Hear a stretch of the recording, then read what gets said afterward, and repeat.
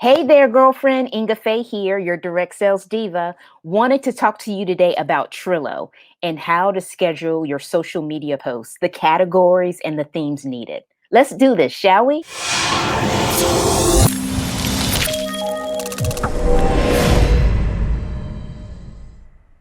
Well, hello there, Ingafay here, and I am going to share episode 20 of I Did That and You Can Too. And today we're going to talk about how to create a content calendar using Trello. So let's get right into it, ladies. I had our new members ask about content, which led me to believe that she was talking about social media content. And I wanted to show a new way that I have started to organize my social media post and pre-plan them before I actually use them live. I wanted to share this program that I just recently started using. It's called Trello. It is a free program. Trello is Trello.com.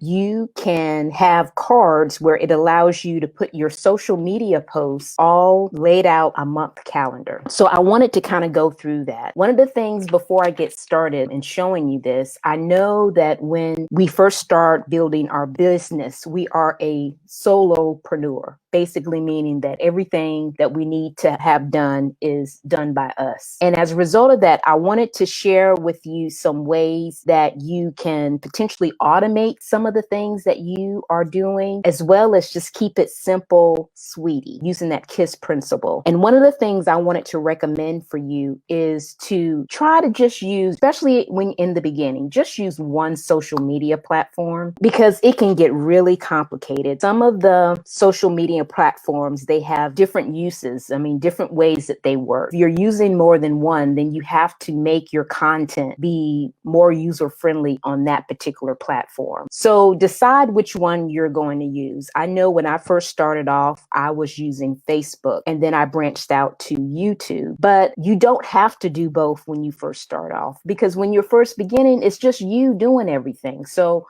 I wanted to say that just pick one in the beginning, master that one first before you go and move on to another platform. So that's one of the things I definitely wanted to share with you. Just use that KISS principle. Keep it simple, sweetie. KISS. Other thing that I wanted to also share with you, that when I use my Trello, I am just basically mapping out my different posts, but I also use an application that allows me to pre-schedule my posts. Now, you can do the schedule way, or you can set an alarm for yourself, and actually, when your alarm goes off on your phone, you can post it using the Trello app, because you already have everything laid out in Trello. Personally, I would recommend that you lay it out in Trello, have everything mapped out for maybe at least 2 weeks ahead. And then after you do that, then you can put it in your scheduling app. And when I speak of a scheduling app, I'm talking about a Hootsuite or a post planner, because I've used both. You can post, if you are using more than one platform, you can schedule your posts for different platforms on this using that app. So I would strongly recommend that you do that. Or like I said, you can set up the alarm. If you want to just set an alarm, say you want to post, most of the time if you're posting on Facebook, you want to post twice a day, once in the morning, once at night.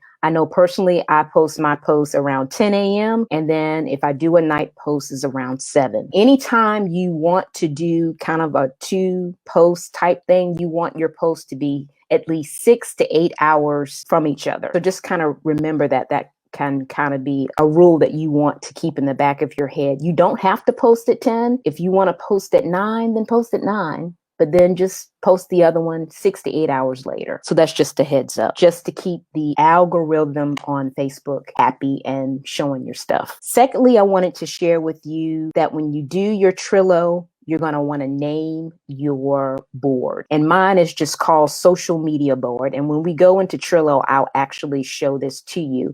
But before I move into the actual Trello app, I did want to kind of talk to you about some post categories that you could potentially have in your post calendar to kind of keep your ideas fresh and then have somewhat of a pattern to what you want to talk about in your different posts. The first post category I wanted to share with you today is an engagement category. And basically what the engagement category is just what it says. You want to engage your audience by asking an open-ended question, maybe a fill in the blank type sentence, or a this or that. So you're asking for engagement from your audience. So when somebody scrolls your personal profile or even your business page, they will see the question or the fill in the blank or finish this sentence, and they want to participate because you're asking their opinion of something. That is an engagement post, and you definitely want to do that because that gets your post seen. That helps the Facebook algorithm work for you and helps. The more people comment and like that post, the more Facebook is going to show it to them. So that's a way to get people to interact with you and get to know you, because really what you're doing on social media is developing a relationship with your followers and your fans and your friends. For people that may not have never met you, you may have just met in the social media world, and they want to get to know you as a person. Make sure that you show your personality, do you on social media, so people can fall in love with the person that you are and what you stand for and what you represent. So the first post category is engagement. The second post category would be family, where you can post family activities. I know here at my home, we play a lot of family games like Uno, and it's a board game that we play. Monopoly, there it is. I take pictures of us playing the game. Show that. Show your family activities on your page. Maybe you guys go out walking, maybe have an afternoon stroll. You can show that. If you have a family bike ride that you all do, you can show pictures of that. People are just getting to know you on social media. So just share those kind of family pictures with your audience. Another thing that you would want to share is maybe something funny or fun. If you have maybe an embarrassing moment that you don't mind sharing, maybe you were in the store and you walked past a can of peas and they fell down for some reason, maybe take a picture of that and show that I walked past this can of peas really fast and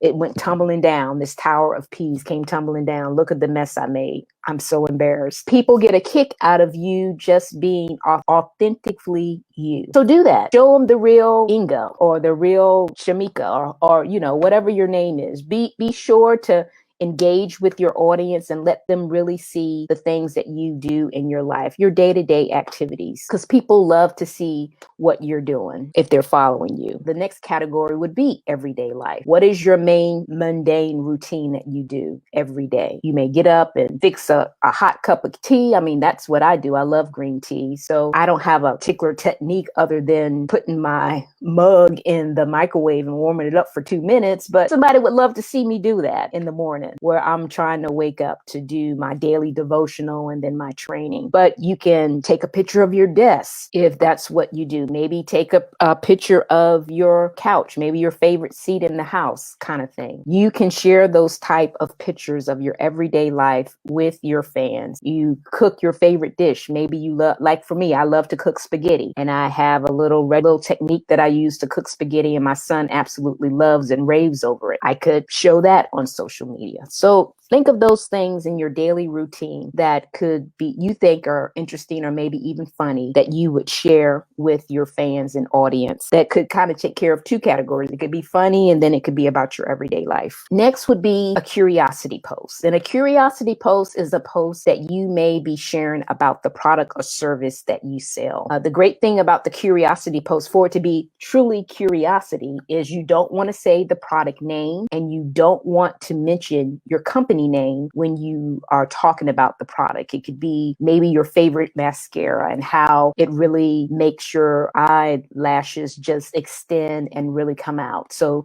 you could possibly take before shot of an eye without mascara and then an after shot with an eye with mascara and show the difference. And it may intrigue people to say, well, what kind of mascara is that? If it did that for your eyes, I know it would probably do wonders for mine. They would be intrigued to talk to you. Or if you are in paparazzi and you have this new jewelry set that you're showing, and you could just have a picture of you modeling the jewelry with a flattering top that goes with it. And then you may have people asking, well, those earrings are so cute. Where did you get those? But you're not saying that it's paparazzi. That would be curiosity posts that you do. But I can tell you, curiosity posts only work if you make it a point to remove all of your company information off of your profile, because it will be a dead giveaway if you are modeling some type of earring and you sell paparazzi, they're going to know it's paparazzi more than likely. Food for thought. If you're interested in knowing why better to do that, I have another video that I can link to this one to make sure that I explain that to you,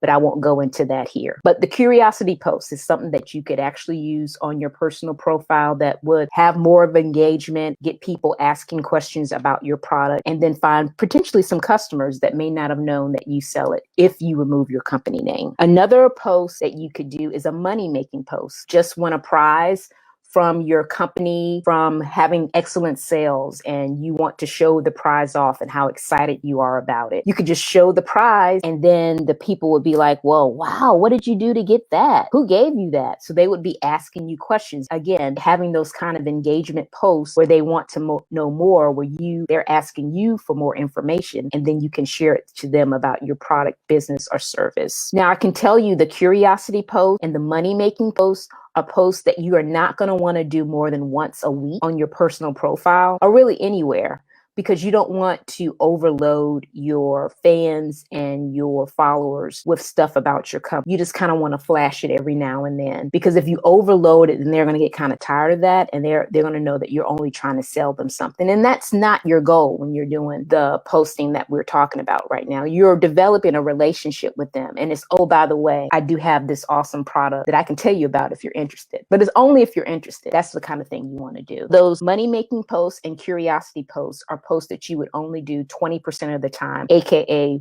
once a week. Seventh category would be give value. And I can give you an example of that today. I did a video on taking care of your girls, and your girls are your boo. And the reason I did that is because I had a mammogram today, and it just seemed like ideal. It was something that I did today. This was kind of an everyday life thing. Now, granted, I'm not going to take a picture of me having a mammogram. I'm not going to go that deep, but I did share information on the different type of exams that you can do to monitor your breasts. If you found a lump, what kind of exam you would do if you're 30 or over 30, or if you're under 30. I went through that in my video, which I think is valuable information for any woman, because we all have breasts, right? And we want to make sure that we take care and monitor our breasts and have a good self-awareness of what's going on with our body. So why not share that with people? Because that's adding value. And I'm not selling anything when I'm doing that. I'm just being informative. And then I offered a CTA, which is a call to action, where I'm actually going to bless, if they're interested, I'm going to bless them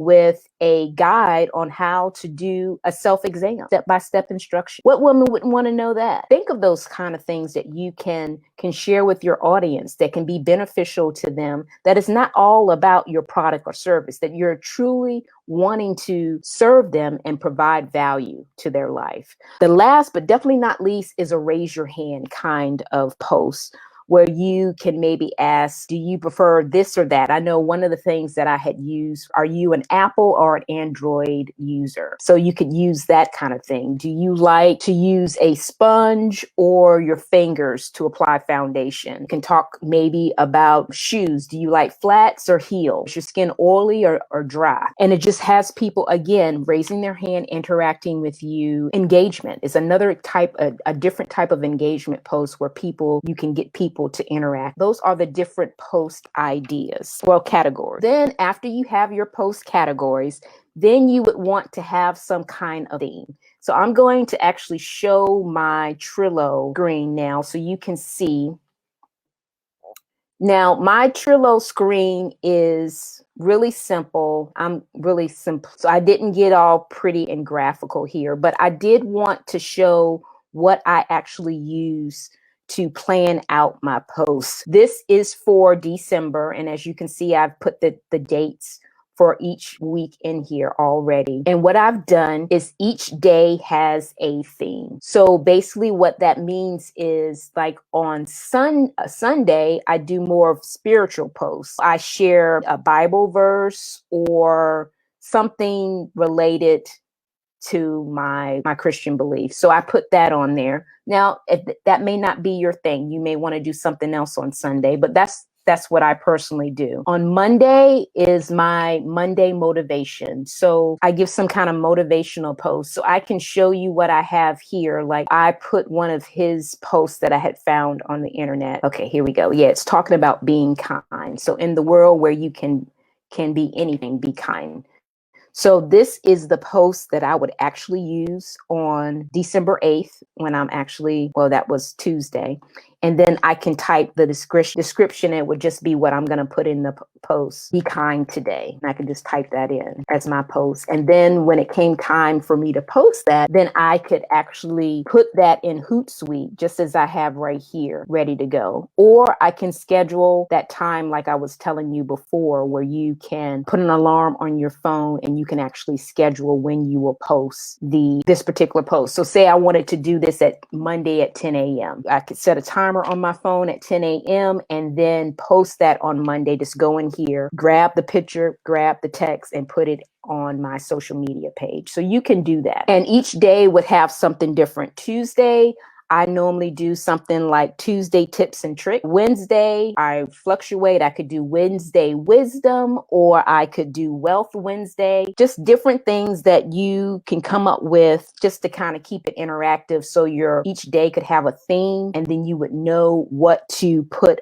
on that particular day, so you wouldn't have to be scrambling for different ideas. So you can kind of pre-plan that. That's what the Trello is really for, to allow you to pre-plan, kind of pre-think through what you're going to do. Because normally what happens is, if we don't pre-plan it, then we're kind of in a rush trying to figure out what we're going to do. That alarm goes off. We don't have anything that we had thought about doing. So we're trying to rush through our phone, find something really quickly to update or post on social media, and it may not even be what we wanted. The key to social media is to pre-plan. Even if you had decided that it was a certain day of the month that you're going to do your social media calendar, that you have that done, and then you can just put it in the planner, put it in the automation or the scheduling app that I mentioned, like a Hootsuite or a Post Planner, that would allow you to pre-plan it, and then it'll just schedule and go out throughout your day. You could set it up for the 2 weeks out. So you have 2 weeks already set up and ready to go. So each week you could do another week just to keep your flow going, and then you're never behind, and your social media is done. I do have a guide for you if you're interested in the category, the step-by-step categories, kind of explaining that to you, so it can kind of help jar your memory when you're coming up with your actual calendar when you start your Trello account. If you're interested in that guide, by all means, comment guide below and I can send that over to you. I hope you found value in what I shared with you today. Be sure to subscribe, like, and even comment the word guide if you're interested in that below. And thanks for watching. Bye for now.